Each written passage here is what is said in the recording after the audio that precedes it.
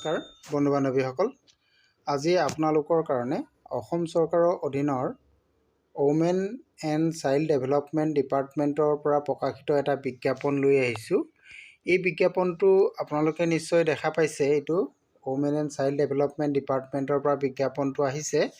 ইয়াত আপোনালোকৰ যিখিনি পদ আছে এইখিনি ছ'চিয়েল ৱেলফেয়াৰ অফিচৰ পৰা আহিছে। পদখিনি আপোনালোকক মই প্ৰথমে দেখাই ল'ব বিচাৰিছোঁ। প্ৰথম যিটো পদ আছে, প্ৰথম পদটো আপোনালোকে চাওক, এইটো জেণ্ডাৰ স্পেচিয়েলিষ্ট, খালী পদ 2টা। আৰু এই পদটোৰ কাৰণে আপোনালোকৰ কোৱালিফিকেশ্যন কিমান লাগিব এইটো কথা ইয়াতে উল্লেখ আছে। গ্ৰেজুৱেট ইন ছ'চিয়েল ৱৰ্ক বা আদাৰ social discipline, post graduate will be preferred. যদি আপুনি পোষ্ট গ্ৰেজুৱেট হয় তেতিয়া আপুনি প্ৰিফাৰেঞ্চ লাভ কৰিব, আৰু গ্ৰেজুৱেট হ'লেও আপুনি আবেদন কৰিব পাৰিব। আৰু এই পদটোৰ কাৰণে আপোনালোকৰ যদি অভিজ্ঞতা থাকে তেতিয়াও প্ৰিফাৰেঞ্চ আপোনালোকে লাগিব। এটলিষ্ট 3 year এক্সপিৰিয়েঞ্চ ইয়াতে বিচৰা হৈছে।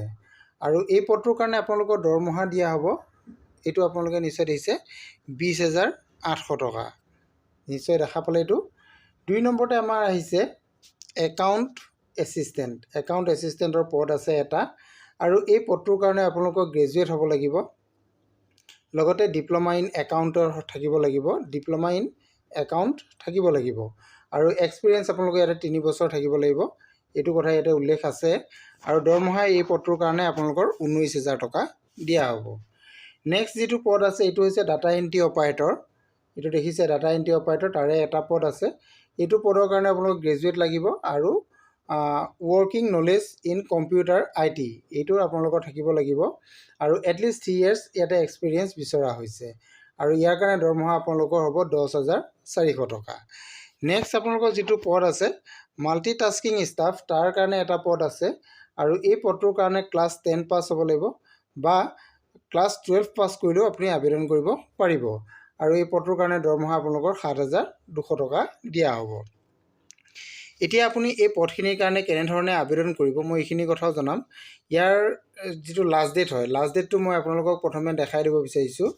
22 জানুৱাৰী 2026। এইটো নিশ্চয় দেখিছে, 22 জানুৱাৰীত ইয়াৰ লাষ্ট ডেট হ'ব। 8 জানুৱাৰীৰ পৰা আবেদন আৰম্ভ হৈছে, আৰু 22 জানুৱাৰীলৈকে আবেদন হ'ব।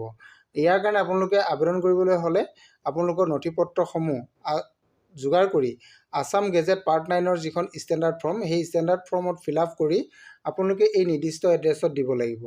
অফিচটো আপোনালোকে নিশ্চয় দেখিছে, office of the district social welfare officer, Tamulpur চাব ডিভিজনেল বিল্ডিং।